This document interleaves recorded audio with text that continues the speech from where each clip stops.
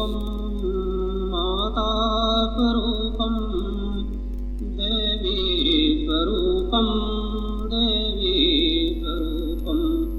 प्रकृति स्वरूपं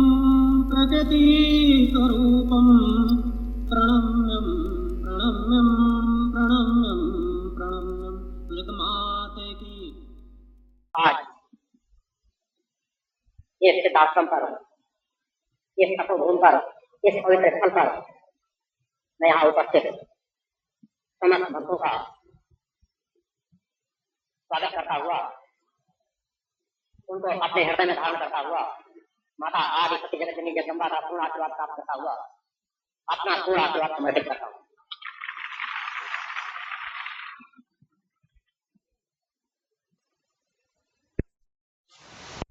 एक फल आप अर्जित करते जा रहे हैं, यह आपकी वह पूंजी है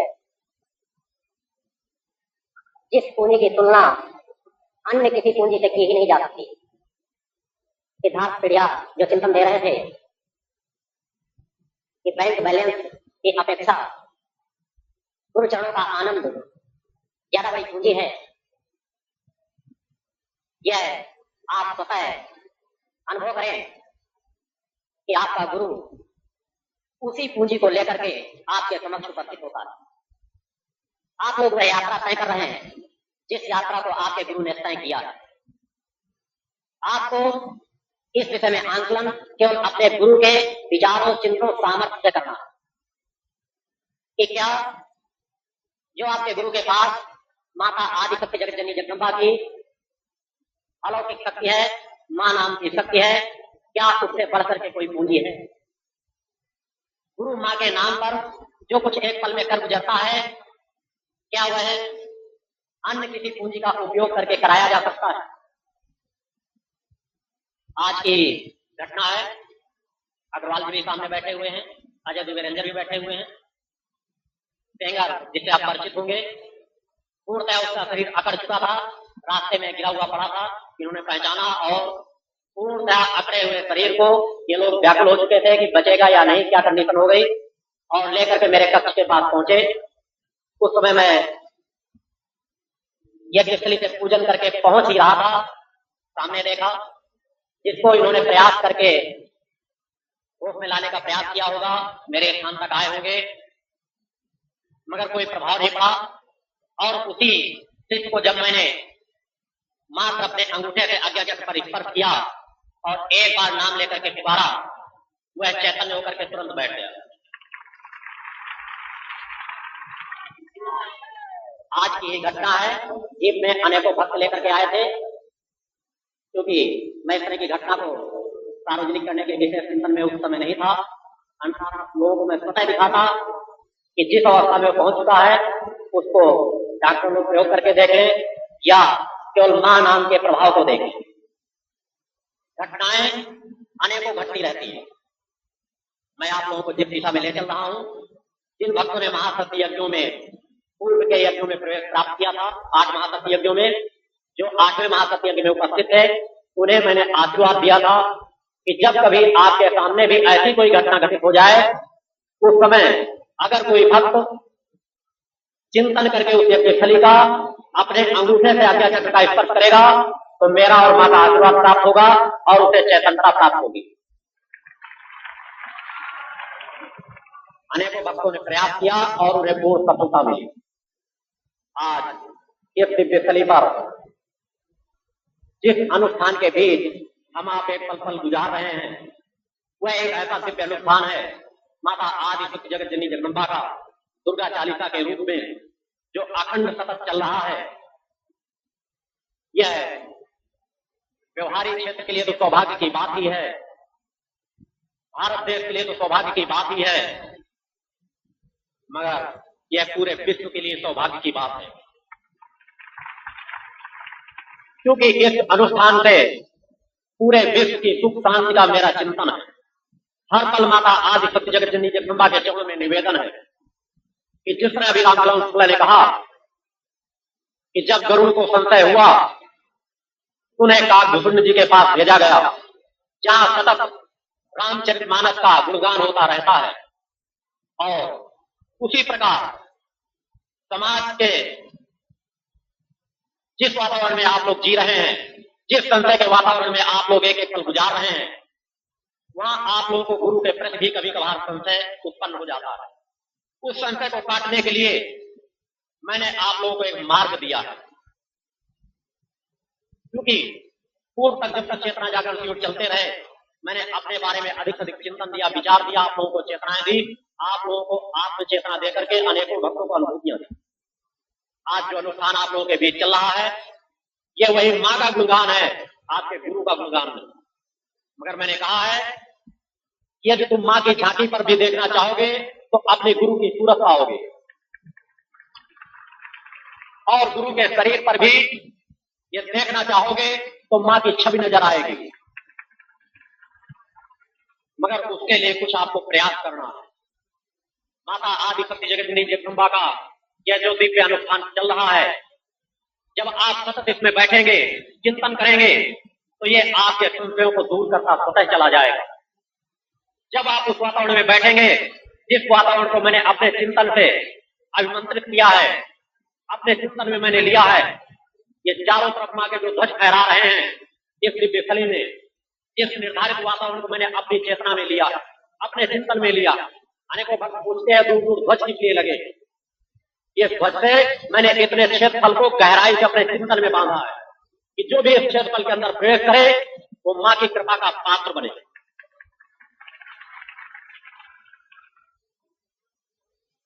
आप लोगों को चेतना देने के लिए गुरु किन तकलीफों से अपने शरीर को गुजारता है, यह आप कभी मेरे नजदीक रहने वाले शिष्यों से जानकारी प्राप्त कर लिया करें। मैंने कहा है कि आपका गुरु जब चेतनावान होकर के बैठ जाता है तो दुनिया की कोई बीमारी, कोई भी तकलीफें से विचलित नहीं करती। मगर शिष्यों की सुख सुविधाओं के लिए, शिष्यों की सुख शांति के लिए, शिष्यों की व्याधियों को हरने के लिए हर उन दुख तकलीफों को अपने शरीर से गुजारता हूं जिनको आप लोग बर्दाश्त भी नहीं कर सकते। जिस दिन मैं यहाँ भूमि पूजन के बाद दूसरे दिन आया था, कुछ शिष्यों ने देखा था मेरे नेत्र पूरी तरह से अंगारों की तरह लाल हो चुके थे, क्योंकि मैंने कहा था कि 24 घंटे के अंदर अंदर मैं इस स्थान को पूर्णतः चैतन्य बनाने का प्रयास कर रहा हूं। इस स्थान पर अनेकों हत्याएं हुई हैं, जीव हत्याएं। हत्याओं के साथ नहीं, आप दूसरी तरफ चिंतन न ले जाओ। न मालूम कितने शिकार इस क्षेत्र पर किए गए, अनेकों जीव हत्याएं हुई जिनका प्रभाव इस स्थान पर था। और जब किसी स्थान को चैतन्य किया जाता है तो उस स्थान पर मृत्यु प्राप्त करने वाले निर्धारित समय के जीवों को मुक्ति प्रदान करना पड़ता है।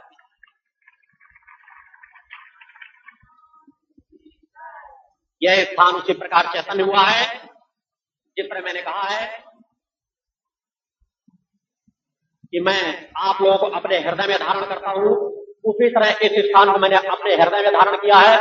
उस हृदय में, जिस हृदय में मां का हर पल वास रहता है, और जहां पर मां का वास रहता है वह स्थान अपवित्र हो ही नहीं सकता। उस स्थान पर कोई भी आत्मा भटक सकती ही नहीं। इस स्थान पर आने के बाद आप लोगों को अन्य किसी तीर्थ स्थानों की आवश्यकता भी नहीं है। ऐसा नहीं कि मैं उन तीर्थ स्थानों को न्यून समझ रहा हूं, ऐसी कोई बात नहीं। मैं सदा उनका नमन करता हूं, उनका आह्वान करता हूं, मगर जिस स्थान पर माता आदि शक्ति जगत जगदम्बा का आह्वान किया जा रहा है वहां पर समस्त तीर्थ स्वतः उपस्थित होने के लिए लालायित रहते हैं। यह दिव्य स्थली तपोभूमि जो युगों युगों तक याद की जाती रहेगी। आपके गुरु का ये स्थूल शरीर रहे या ना रहे, आपके गुरु की सूक्ष्म चेतना इस स्थान पर मां के सेवक के रूप में सदैव मंडराती रहेगी। मां के चरणों के रजकणों को पान करती रहेगी। यहां उपस्थित भक्तों को हर पल उनकी सुख सुविधाओं का ख्याल करते हुए उनकी मनोकामनाओं की पूर्ति में सतत रत रहेगी।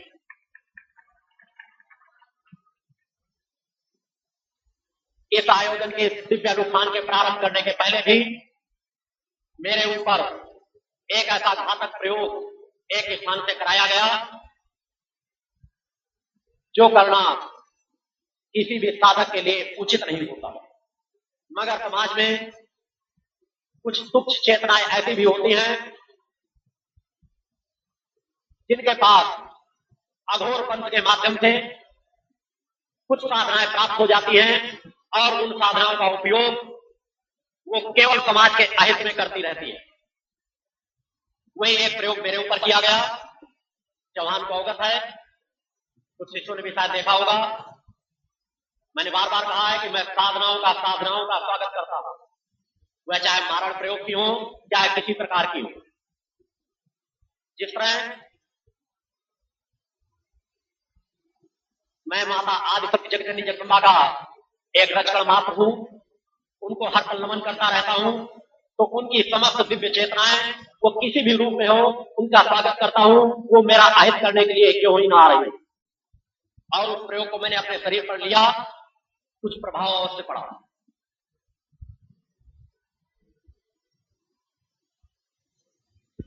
इतनी तकलीफ में आप 2 कदम नहीं चल सकते, उसी तकलीफों को लिए हुए आप लोगों के बीच सतत आप लोगों की व्यवस्थाओं पे भी रत रहा। उस तकलीफ को मेरे नजदीक रहने वाले 1-2 शिष्यों ने देखा था। मैं इसलिए नहीं कह रहा कि आप इस विचारधारा से समझे कि आपका गुरु आपके लिए बहुत कुछ कर रहा है, मगर मैं कह रहा हूं कि जो कुछ किया जा रहा है यदि उसे समझना है तो आप लोगों को पूर्ण निष्ठावान बनना पड़ेगा। यदि गुरु की छवि में मां की छवि आप देखना चाहते हैं तो पूर्ण निष्ठावान आपको बनना ही होगा। जब तक आप अपने अंदर के मन के संशय को त्यागेंगे नहीं, तब तक आप उस स्वरूप के दर्शन प्राप्त कर नहीं सकते जो कुछ भक्त प्राप्त कर रहे हैं। चाहे आजूराम जायसवाल हो, चाहे ज्वाला जी हो, चाहे ब्रजपाल चौहान जो नजदीक रहने वाला अनेकों अनुभूतियों को प्राप्त करता रहता है। अनेकों ऐसे भक्त हैं जिन्हें मैंने दिव्य चेतनाएं दी हैं, जिनके चित्रों को मैंने जहां विराम देना चाहे वहां विराम दिया। जब उन अनुभूतियों को देखने को घबराने लगते थे तो उनको मैंने सही दिशा दिया। यह कोई भी भक्त प्राप्त कर सकता है, मगर आवश्यकता है उस अटूट निष्ठा की। जिस तरह गुरु के अंदर एक सामर्थ्य है, वह माता आदिशक्ति जगजननी जगदम्बा की सामर्थ्य है, और इस सामर्थ्य को अगर आप प्राप्त करना चाहते हैं तो आपको अपने हृदय में गुरु को बसाना होगा, गुरु को बिठाना होगा पूर्ण निष्ठा के साथ। और जब वह पूर्ण निष्ठा के साथ आप बिठा लेंगे तो आपके अंदर एक अलौकिक चेतना जागृत होने लगेगी। कुंडली चेतना जागृत करने के लिए केवल गुरु चेतना को अगर अपने हृदय में स्थापित कर दिया जाए तो पूरी कुंडली झंकृत हो जाती है। पूरी कुंडली चेतना में 7 चक्रों में झंकार मच जाती है और दिव्य चेतना जागृत होकर के अलौकिक अनुभूतियों को देती हुई अलौकिक कार्य कराने की ओर अग्रसर कर देती है। आवश्यकता है उस चेतना को प्राप्त करने के मार्ग में बढ़ने की। जिस दिन आप अपने अंदर के संशय को त्याग करके इस स्थल को अपने हृदय में बिठाएंगे, क्योंकि आपका गुरु इस स्थान पे अपनी चेतना को पहले स्थापित कर चुका है, तब मां की चेतना का आवाहन करेगा। अतः आपको इस दिव्य स्थली का मेन ध्वज का सदैव स्मरण करना है। जब भी आप गुरु का स्मरण करना चाहें तो इस दिव्य स्थली का एक बार स्मरण अवश्य करें। आपको गुरु को स्मरण करने में सहयोग मिलेगा। आपका गुरु इस दिव्य स्थली के चिंतन से जुड़ा हुआ है। यह जो दिव्य अनुष्ठान प्रारंभ हुआ है, आप जब चाहें, आपके पास जब समय हो, आकर के इसमें अधिक से अधिक बैठ करके पाठ करें। आपके अंदर स्वाभाविक चेतना जागृत होती चली जाएगी। कोई आवश्यक ही नहीं मैं आप लोगों के पास बैठ करके आपको क्रियाएं सिखाऊं। मेरी चेतनाएं, मेरी सहयोगी चेतनाएं सतत अपना कार्य करती रहती है। आप लोग भी उन्हीं दिव्य अनुभूतियों को प्राप्त कर सकते हैं। यह दिव्य अनुष्ठान जो प्रारंभ हुआ है, हो सकता है इसमें कुछ उतार चढ़ाव आए समय और परिस्थितियों के आधार पर, मगर यह सतत अखंड चलता रहेगा। आज जो क्षण आप प्राप्त कर सकते हैं, हो सकता है आने वाले भविष्य में आपको वर्षों पहले से एक एक पाठ करने के लिए परमिशन प्राप्त करना पड़ेगा, क्योंकि यह परिस्थिति आएगी। मैं देख रहा हूं भविष्य के उन क्षणों को जिन्हें कभी आप स्वतः देखेंगे कि आने वाले समय में यही एक अनुष्ठान विश्व के चिंतन को खींचेगा, आकर्षित करेगा और हर मनुष्य लालायित होगा कि उस सिद्धाश्रम की दिव्य स्थली पर बैठ करके माता आदिशक्ति जगत जननी जगदम्बा के एक दुर्गा पाठ करने का सौभाग्य मुझे प्राप्त। आपका गुरु अनेकों वर्षों से जो कहता चला आया है, आपके सामने वही कुछ घटता चला आया है। पूर्व के वर्षों को देखें समझें। आज जो कहा जा रहा है, इसको यदि अमल नहीं करेंगे तो मेरे जीवन की इस स्थूल शरीर की यात्रा सतत तय हो रही है। इसका लाभ आप कितना प्राप्त कर सकते हैं, ये आपके ऊपर है। मानव जीवन जो देवताओं के लिए भी दुर्लभ है, वह दुर्लभ क्यों है? मात्र इसलिए कि केवल एक मनुष्य योनि ही एक ऐसी योनि है जिस योनि को प्राप्त करके मनुष्य मुक्ति का मार्ग प्राप्त कर सकता है, अपनी आत्मा को परमात्मा से मिला सकता है, अन्य किसी योनि में नहीं। हर जीव में अनेकों लोग कहते हैं कि केवल मनुष्य में ही बुद्धि होती है, मनुष्य में ही विचार शक्ति होती है, मगर मैं कह रहा हूं कि हर जीव में बुद्धि, मन, मस्तिष्क, विचार, वासना, तृष्णा, मोह, ममता, घृणा सम होती है, सभी में समाई है। मनुष्य की सामर्थ्य कुछ अधिक है, सबसे अधिक है। उस सामर्थ्य को आपको समझना है। केवल एक यही योनि है जिस योनि में आप अपनी आत्मा को परमात्मा से मिला सकते हैं। आप उस सिद्धार्थ दिव्य फल को प्राप्त कर सकते हैं जिसको प्राप्त करने के लिए देवता भी तरसते हैं। जिसे आप लोगों ने पढ़ा होगा कि भगवान कृष्ण ने अनेकों बार कहा है कि मैं तुमको अपने परम धाम भेज रहा हूं। राम ने अनेकों बार मृत्यु के अंतिम क्षणों पर 7 लोगों को कहा है कि मैं तुम्हें अपनी दिव्य स्थली भेज रहा हूं। वह दिव्य स्थली परम धाम सिद्धाश्रम है, और उसी सिद्धाश्रम को प्राप्त कराने के लिए समाज को मैंने एक मार्ग दिया है। उसकी एक झलक, एक कण वहां का इस दिव्य स्थली में स्थापित करने का प्रयास किया है। और यदि इस काल में आने वाले हजारों हजारों वर्षों में यदि कोई भी मानव जीव उस सिद्धाश्रम को प्राप्त करेगा तो उसे एक बार इस धरती पे माथा रगड़ने आना ही होगा।